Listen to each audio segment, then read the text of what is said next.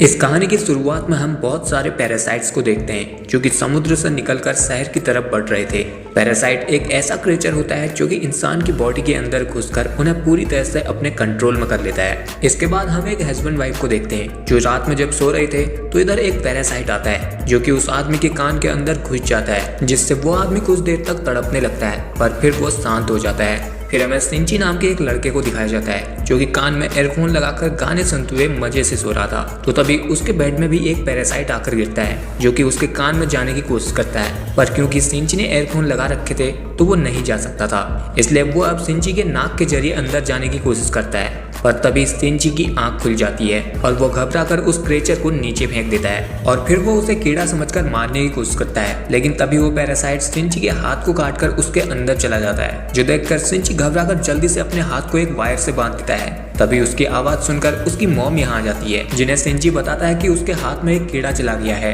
तो तब उसकी मॉम उसके पास आती है और उसके हाथ को देखने लगती है, जहाँ अब उसके हाथ में ना ही कोई कटने का निशान था और ना ही कोई कीड़ा दिख रहा था, जो देखकर सिंची भी हैरान हो जाता है और वो सोचने लगता है कि आखिर वो कीड़ा उसके हाथ से गया कहाँ। तब उसकी मॉम को लगता है कि सिंची ने कोई बुरा सपना देखा होगा, इसलिए उसे डांट कर यहाँ से चली जाती है। फिर अगले दिन हम सिंची को देखते हैं तो उसे अपने राइट हैंड में बहुत अजीब महसूस हो रहा था, पर वो इस चीज पर ज्यादा ध्यान नहीं देता और अपने स्कूल चला जाता है। इसके बाद उधर हम उस हस्बैंड वाइफ को देखते हैं जिसके कान में पैरासाइट चला गया था, जहां अब वो आदमी बहुत अजीब बिहेव कर रहा था। फिर वो अपनी वाइफ के पास आता है और तभी अचानक से उसका मुंह एक बड़े से क्रिएचर में बदल जाता है जिसके अंदर 4-5 आंखें थी और वो अब अपनी वाइफ को ही खा लेता है, जिसका मतलब था कि इस आदमी की बॉडी अब उस पैरासाइट के कंट्रोल में थी। फिर उधर हम सिंची को देखते हैं जो जब स्कूल जा रहा था तो रास्ते में उसे उसकी दोस्त सातोमी मिलती है, जिसे देखकर सिंची अपने राइट हैंड के कंट्रोल को खो देता है और उसका हाथ सातोमी को इधर उधर छूने लगता है, जिससे सातोमी गुस्सा होकर सिंची को ठरकी बोलकर चली जाती है।